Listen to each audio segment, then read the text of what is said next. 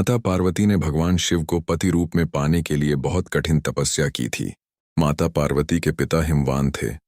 माता पार्वती बचपन से ही भगवान शिव को अपना पति मानती थीं, लेकिन भगवान शिव वैरागी और तपस्वी थे। उन्हें सांसारिक जीवन में कोई विशेष रुचि नहीं थी। माता पार्वती ने शिवजी को प्राप्त करने के लिए वर्षों तक कठोर तपस्या की। उन्होंने जंगल में रहकर कठिन व्रत किया, पेड़ के नीचे ध्यान लगाया और कई बार बिना अन्न जल के भी तपस्या की। कहा जाता है कि माता पार्वती की तपस्या की परीक्षा लेने के लिए भगवान शिव ने उनके सामने अपने बारे में ऐसी बातें कहीं जिससे पार्वती के मन में शिव के प्रति श्रद्धा कम हो जाए। लेकिन माता पार्वती अपने संकल्प से नहीं डिगी। अंततः भगवान शिव माता पार्वती की तपस्या और अटूट भक्ति से प्रसन्न हुए और उन्हें पत्नी के रूप में स्वीकार किया। मान्यता है कि माता पार्वती ने भगवान शिव को पति के रूप में प्राप्त करने के लिए 108 जन्मों तक तपस्या की थी। उनके इसी कठोर तप और समर्पण के बाद शिव पार्वती का विवाह हुआ। हरियाली तीज को इसी दिव्य मिलन की स्मृति से जोड़ा जाता है। तीज का संबंध तृतीया तिथि से है। यह पर्व श्रावण मास के शुक्ल पक्ष की तृतीया को मनाया जाता है। इस समय वर्षा ऋतु होने के कारण चारों ओर पेड़ पौधे हरे भरे हो जाते हैं, इसलिए इसे हरियाली तीज कहा जाता है। मान्यता के अनुसार सुहागिन महिलाएं हरियाली तीज का व्रत रखकर माता पार्वती से अपने पति की लंबी आयु, अच्छे स्वास्थ्य और सुखी वैवाहिक जीवन की प्रार्थना करती हैं। कुंवारी लड़कियां भी अच्छे और मनपसंद जीवन साथी की प्राप्ति के लिए माता पार्वती की पूजा करती हैं। कई स्थानों पर महिलाएं निर्जला व्रत भी रखती हैं। हालांकि व्रत रखने की परंपरा क्षेत्र और परिवार के अनुसार अलग अलग होती है। हरियाली तीज में हरे रंग का विशेष महत्व है।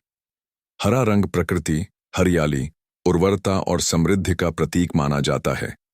इस दिन महिलाएं हरी साड़ी या लहंगा पहनती हैं, हरी चूड़ियां पहनती हैं और हाथों में मेहंदी लगाती हैं। सावन में प्रकृति चारों ओर हरी हो जाती है और बारिश का मौसम होता है। इसी कारण पेड़ों पर झूले डालने की परंपरा विकसित हुई। महिलाएं और लड़कियां झूले झूलते हुए तीज के लोकगीत और सावन के गीत गाती हैं। यह पर्व केवल धार्मिक व्रत ही नहीं, बल्कि महिलाओं के आपसी मेल मिलाप और खुशी का भी अवसर है। हरियाली तीज पर सामान्यतः माता पार्वती और भगवान शिव की पूजा की जाती है। माता पार्वती को सुहाग की सामग्री अर्पित की जाती है। मेहंदी और चूड़ियां धारण की जाती हैं। तीज की कथा सुनी या पढ़ी जाती है। झूले झूले जाते हैं और सावन के गीत गाए जाते हैं। व्रत रखने वाली महिलाएं अपने पति और परिवार की सुख समृद्धि की कामना करती हैं। अब आगे की कथा में माता पार्वती की तपस्या और भगवान शिव के साथ उनके विवाह का प्रसंग आता है।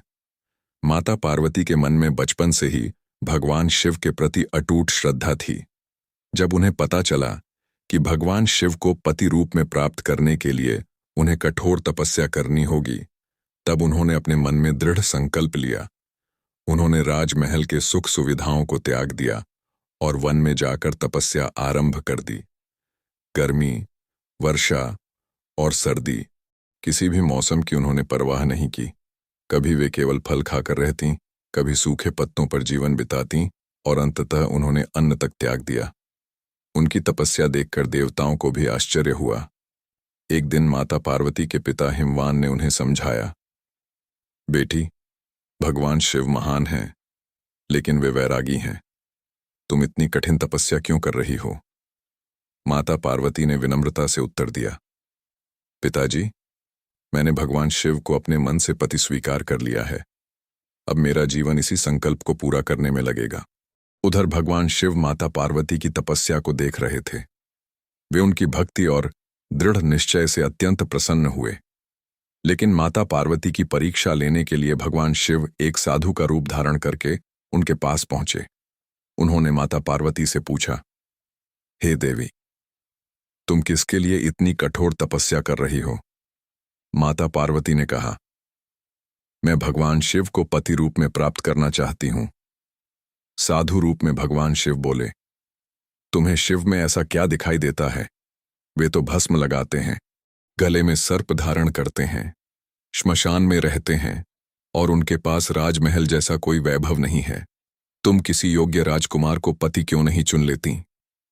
माता पार्वती यह सुनकर बिल्कुल विचलित नहीं हुई। उन्होंने कहा, भगवान शिव जैसे भी हैं, मेरे लिए वही सर्वश्रेष्ठ हैं। मैं उनके स्वरूप को नहीं, उनके सत्य और उनके दिव्य स्वरूप को देखती हूं। मेरा संकल्प अटल है। माता पार्वती की यह बात सुनकर भगवान शिव अपने वास्तविक स्वरूप में प्रकट हो गए। उन्होंने माता पार्वती को आशीर्वाद दिया और कहा कि उनकी तपस्या सफल हुई। इसके बाद उचित समय आने पर भगवान शिव और माता पार्वती का विवाह हुआ। देवताओं, ऋषियों और समस्त दिव्य शक्तियों ने इस विवाह में भाग लिया।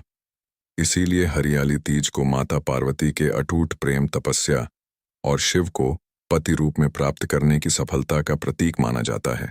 शिव पार्वती के विवाह के बाद माता पार्वती भगवान शिव के साथ कैलाश पर्वत पर रहने लगी। एक दिन माता पार्वती के मन में अपने मायके जाने की इच्छा हुई।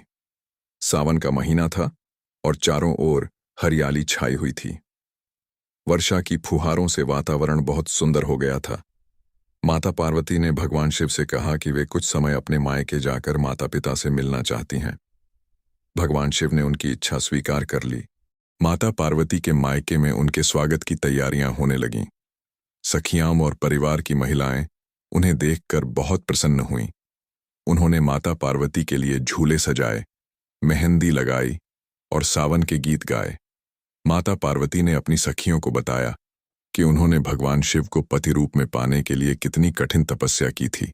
उन्होंने कहा, मैंने अपने जीवन में अनेक कठिनाइयां सहन की, लेकिन भगवान शिव को पाने का संकल्प कभी नहीं छोड़ा। मेरी इसी तपस्या और व्रत के कारण मेरा मनोवांछित फल प्राप्त हुआ। माता पार्वती ने अपनी सखियों को यह भी बताया कि श्रावण शुक्ल पक्ष की तृतीया का दिन उनके लिए विशेष है। इस दिन श्रद्धा से व्रत और पूजा करने वाली महिलाओं को भगवान शिव और माता पार्वती का आशीर्वाद प्राप्त होता है। एक प्रसिद्ध लोक कथा के अनुसार जब माता पार्वती के पिता हिमवान उनकी तपस्या से चिंतित हुए तो वे उनका विवाह किसी दूसरे योग्य वर से करना चाहते थे। माता पार्वती भगवान शिव को ही अपना पति मान चुकी थीं, इसलिए उनकी सखियां उन्हें अपने साथ एक घने वन में ले गईं ताकि वे वहां भगवान शिव की आराधना और तपस्या कर सकें। माता पार्वती ने वहां भगवान शिव का ध्यान करते हुए कठोर व्रत रखा। उनकी इसी तपस्या से भगवान शिव प्रसन्न हुए और अंततः माता पार्वती को अपनी पत्नी के रूप में स्वीकार किया।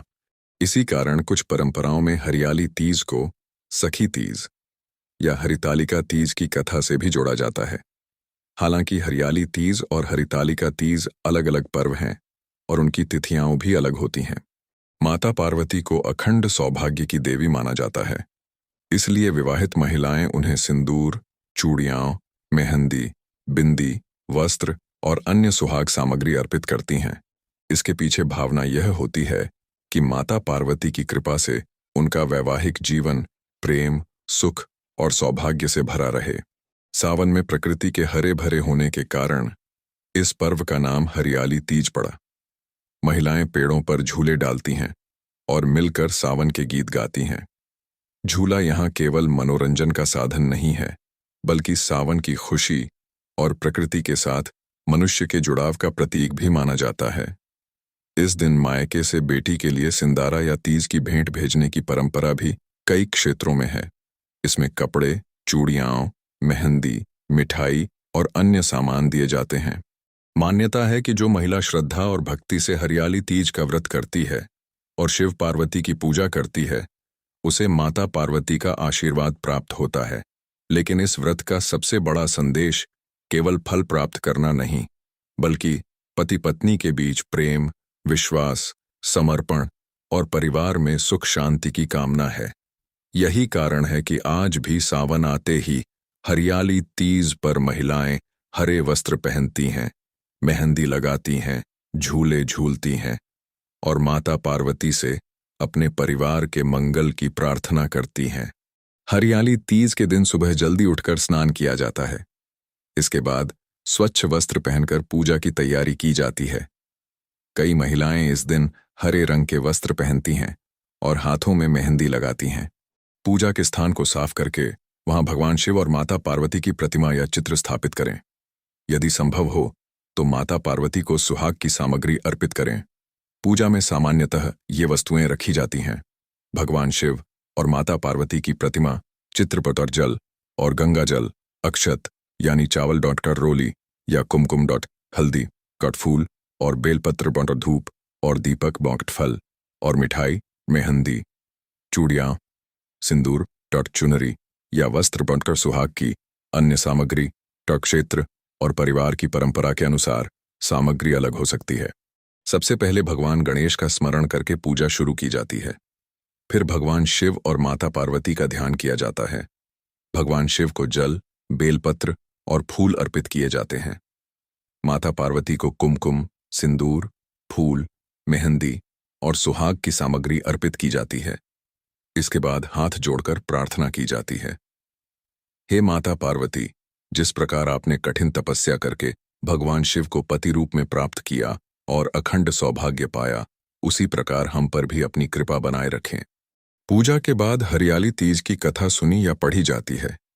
कथा के दौरान माता पार्वती और भगवान शिव का ध्यान किया जाता है। कथा समाप्त होने के बाद माता पार्वती और भगवान शिव की आरती की जाती है। कई महिलाएं निर्जला व्रत रखती हैं, जबकि कुछ लोग फलाहार या जल ग्रहण करके व्रत रखते हैं। व्रत का तरीका परिवार और स्थानीय परंपरा के अनुसार अलग अलग हो सकता है।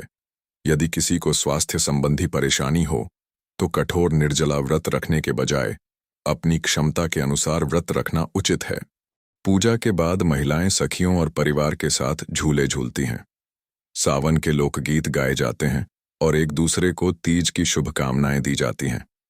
कई जगह नवविवाहित बेटियों के मायके से उनके लिए सिंदारा भेजा जाता है। इसमें मिठाई, कपड़े, मेहंदी, चूड़ियां और श्रृंगार की सामग्री हो सकती है।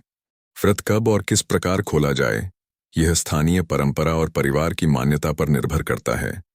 इसीलिए अपने घर की परंपरा या स्थानीय पंचांग के अनुसार पारण करना चाहिए। पूजा के अंत में दीपक जलाकर शिव पार्वती की आरती करें और परिवार के सुख शांति की प्रार्थना करें। इसके बाद प्रसाद बांटें।